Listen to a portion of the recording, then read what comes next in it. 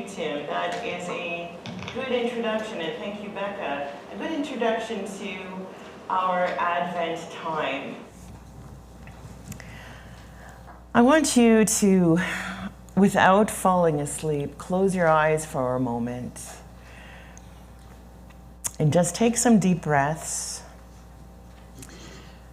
And I want you to use your inner ear and listen. There is a song in the universe. Some might call it a force or gravity, dark matter, energy, whatever it is, weaving together creation with color and majesty, light and dark, hidden and explosively dynamic. It's a constantly moving, gusting and still, cacophony and whispering, pulsing heartbeat of a song. If you want, you can open your eyes now. We sometimes catch snippets of the song when, at the birth of a child, we suddenly know that all people have been born, and every time it is a profound miracle. And everyone is a profound miracle. We hear that song in a child's first cry. We catch sight of this song when, in the dead of a cold and blowy winter, we look closely at the seemingly dead-looking tree and witness large leaf buds that weren't there the day before. A lover's caress as they squeeze by you in a crowded, noisy kitchen. You are loved, it whispers in your being. We catch a sense of the song. We feel the rhythm, the pulse, when picking up a fallen chick to place her back in the nest. The flutter of wing, the quickening pulse, the furtive hop out of your hand. The smell of a long-departed loved one that lingers in a closed canister filled with her hairbrushes and bobby pins. The shriek of wild abandon that only children can make at the end of a long and hard school year. The feeling of the sun shining through the windows and warming you up after a month of dreary, dark days. A sense that there are more galaxies than hairs on an Afghan hound's head, and knowing that each last one of them is filled with more stars than there are tumbleweed seeds in eastern Washington. There is a song in the universe that is bigger and greater and still more awe-inspiring and magnificently exquisite than these that I've just mentioned.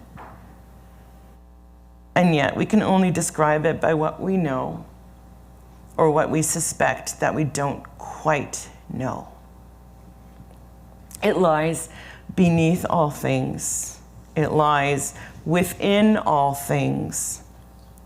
Some might call it a force, gravity, dark matter, energy, weaving together through creation with color and majesty, light and dark, hidden and explosively dynamic. It is trust, it is hope, it is life, it is faith, it is love, it is, it was, and it will be. When I was in college at CMBC, which is now Canadian Mennonite University, we often would be called to sing with the Winnipeg Symphony, usually around Christmas, usually a classical Christmas oratorio. And one year we sang a new piece commissioned by a wealthy family, simply called Revelation. This oratorio followed the order of the book of Revelation, the stranding of John on Patmos, the letters to the churches, the breaking of the seals, the time of great tribulation. And the more we sang, the more dissonant the music became, until at one point we came to a part where we were all asked to sing a different note than the neighbor beside us. A tone or a half tone above or below, and then to sing that note loudly. Now, for all of you music folks, this was likely the hardest thing that we had to do in the whole oratorio. We had to deliberately clash our voices. It doesn't sound good. It took so much practice to work on that dissonance, but the end result was painful to hear. All the while, the strings played a frantic staccato. And then it started with the mezzo-soprano soloist, and then the tenor, a clear, pure, warm, and rich note. The second altos and first tenors in the choir joined, then the rest of the altos and the tenors, then the sopranos an octave higher. The note rang out pure and sharp and rich, with only the bass still with dissonance, until slowly the baritone, the bass, and last the basso profundo at the bottom rounded to that note. The sound drowning out the quieting of strings. The whole concert hall rang with the sound of God's light bursting through the darkness as we sang, "I am the Alpha and the Omega, the first, the last, who was and who is to come." Now, carry that with us. Advent is a time of expectation, of anticipation.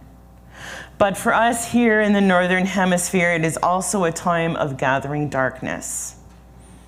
I have shared it before, how the darkness during Advent is a necessary darkness. Darkness is the harsh noise, the image of the chaotic cosmic forces advancing on the serene, pure innocence. It's the buzzing of that dissonant sound.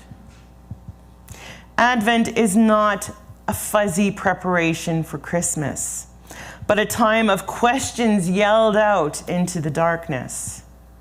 It is a bracing of the body and a straightening of the spine against this darkness, all the while listening for that clear pitch. These are the tones of the Advent season. They are hard to hear. But today, this season, I invite you into the walk through the chaos toward that light of hope. Now, you will notice that we are using strikingly different texts this year than we would normally be using during Advent. And that's because this year we are using year 3 of the narrative lectionary. And this lectionary does not mention the more familiar Advent stories until the Sunday right before Christmas. So over a 9-month period then, the narrative lectionary moves through this overarching biblical story. This lectionary is not simply a series of stories though, but rather it is a series of stories that enable us to better understand and appreciate what is going on in the broader Bible. So today is the first Sunday of Advent, the first Sunday of this church year. And we'll touch on 2 of the stories that we don't normally preach about, but carry with us on our journey toward the light. First, the story of Daniel, the most popular account, the one we learn in Sunday school. There's adventure, there's intrigue, there's politics, there's desperation, accusation, hope, faith, soul-searching and awe, and lions. Let's hear the tale. It began with jealousy. It began with Daniel, the child of Israel, in exile in present-day Iraq. Daniel and his friends, Shadrach, Meshach, and Abednego, were favored over all the exiles because they were wise and smart and healthy. Plus, they were experts at interpreting visions and dreams sent by God. We know the story of the fiery furnace, where Daniel's friends were thrust into the furnace and protected by God's hands. Later, Daniel interpreted the writing on the wall that signaled the imminent end of Nebuchadnezzar's son Belshazzar's rule over the Chaldeans. Daniel proved himself worthy of note by the incoming rulers, the Medes, and soon found himself one of 3 presidents who were to rule over about 40 satraps each, and then report to the king. Now, the satraps and the other presidents were really jealous of Daniel because he and King Darius were tight. And they decided that they wanted to get Daniel out of there. But because Daniel was near perfect, they figured the only way they could really get him was through his faith in God. And so they conspired against Daniel and tricked the king into making a decree and a document that couldn't be changed, that anyone who prays to anyone for 30 days, except to King Darius, would be thrown into a den of lions. Well, King Darius thought that sounded really nice, and he signed the document and made the law, and it was enforced. Now, Daniel, being one of the presidents, knew about this law and the consequences of praying to God and being found doing so. Yet still, every day he went to his home and prayed 3 times a day. The conspirators came and found Daniel praying. And after reminding the king of his law that couldn't be revoked, they brought forward Daniel and said, "See, you've got to throw Daniel into the lion's den because he prayed to his God and not to you." King Darius was very upset, and he tried until evening to save Daniel. But the law proved to be foolproof, and Daniel was thrown into a den of lions. "May your God, whom you faithfully serve, deliver you," said Darius. And a stone was laid before the mouth of the den and sealed with the king's ring so that Daniel would not escape. The king fasted all night and couldn't sleep, and in the morning he went down to see what became of Daniel. "O Daniel, servant of the living God, has your God, whom you faithfully serve, been able to deliver you from the lions?" Daniel then said to the king, "O king, live forever. My God sent his angel and shut the lions' mouths so that they would not hurt me, because I was found blameless before him, and also before you, O king. I have done no wrong." Daniel was removed from the den and was perfectly fine. The king then threw the satraps who had accused Daniel and all their families into the den of lions, and before they reached the bottom of the den, they were overpowered and devoured.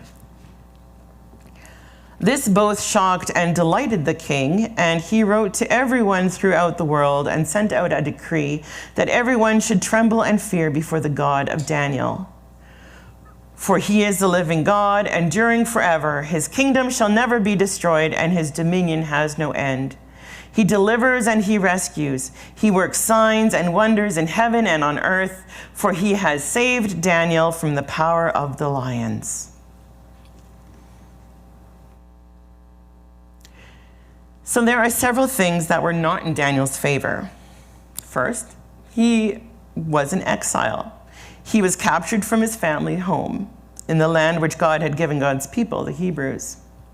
He and his friends were captured and taken away and plunked down into a city and a country with politics and a religion that was completely unfamiliar to him. Yet Daniel and his friends managed to figure out a way that they could live out their faith and hope and trust in Yahweh and keep their culture and traditions. At the same time, they could keep participating in the politics and the government of two enemy nations. Daniel survived the overtaking of the Chaldeans by the Medes and remained powerful within their government as well. I cannot imagine what kind of man Daniel was, although I likely would have been intimidated by his character whilst secretly admiring his fortitude and faith. The second story that we have during Advent is the one that Bryce read from Luke 23, 1-5, where Jesus was before Pilate, and Pilate asked, "Are you the king of the Jews?" And Jesus answered, "You say so." After Pilate found no reason to accuse Jesus, the crowds and the chief priests insisted on his persecution, stating he stirred up the people by teaching all over. You may wonder what Daniel and Jesus have in common that the narrative lectionary would put them together for the first of Advent. Well, if you do not wonder, know at least that I did wonder. I have a few thoughts. One, both Daniel and Jesus were faithful to God. They actively lived out their faith, and they didn't hide from the world and those in power at the time. Both Jesus and Daniel did not stop their actions of faith, even when threatened with persecution and death. They did not deny their actions, and they remained firm, rather dying than giving up what they believed to be the right thing to do. Would this have been a conscious decision, a conscious choice to purposefully break the law, to follow their conscience? Yes. In both cases, their actions were deliberate, and they defied the social ethics of the day. In short, Daniel and Jesus defying the authority of the day was a teleological suspension of the ethical. That's a good thing, you know? I never thought I would say that. It was a teleological suspension of the ethical, where the usual ethical rules are temporarily overridden by a higher, divinely ordained purpose. In other words, it means that they were temporarily setting aside ethical norms, like following the laws of the government, in the case of Daniel, in order to pursue a higher divine command or personal faith. In even more other words, if a specific law causes you to sin, don't follow that law, because your allegiance lies with God. And God's law is greater than the laws of the world. Confusing? It's taken me almost 30 years to figure out what it meant. And here I thought I would never ever use that phrase that I learned in my religion and modern thought class with Harry Hubner. But teleological suspension of the ethical, I will give you a sticker if you can say that next week. What was it that motivated both Daniel and Jesus? What held their purpose? What kept them going when they knew the consequences of their behavior? It's quite simply love. But seriously, not the kind of love that one would have for a crush in the 8th grade, but a ferocious love. The kind of love that's described in the Song of Solomon 8, 6, and 7, which goes, come on, read. There we go. Set me as a seal upon your heart, as a seal upon your arm. For love is as strong as death, passion fierce as the grave. It flashes, and its flashes of fire, a raging flame. Many waters cannot quench love, neither can the floods drown it. If one offered for love all the wealth of one's house, it would be utterly scorned. That's the kind of love I'm talking about.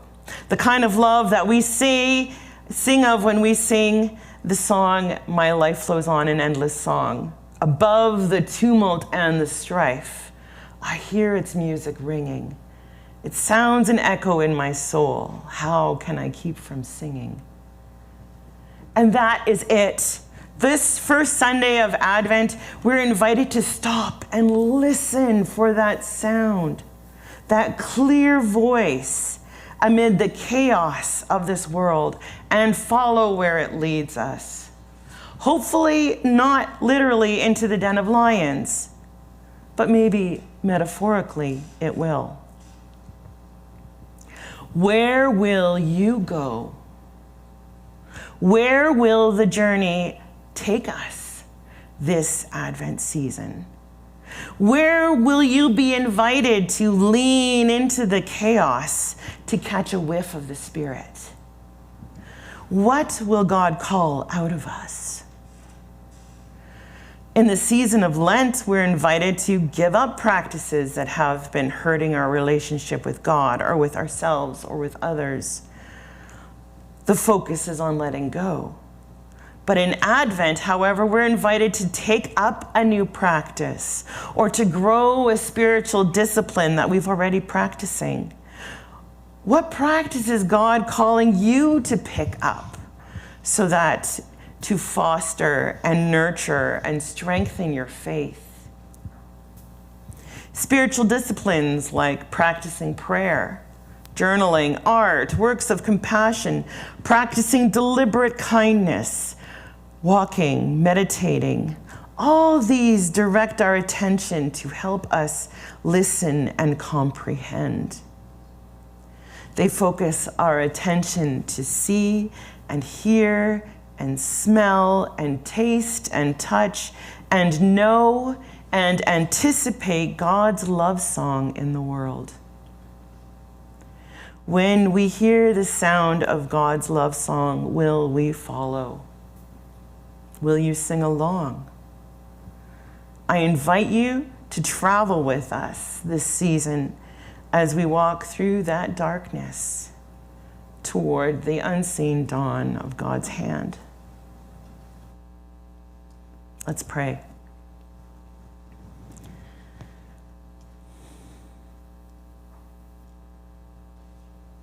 God, our life flows on in endless song above all of the earth's lamentation. And yet we still always struggle to hear that sound of your voice. But this season, as we enter it and the darkness looms, may we catch glimpses or anticipate or know that we are not alone in this time, and that there are many that are seeking you, that your sound echoes throughout the world, if we would just find the frequency and listen. Be with us today and always, and invite us to see what we see on the journey with you. Amen. So let's sing together.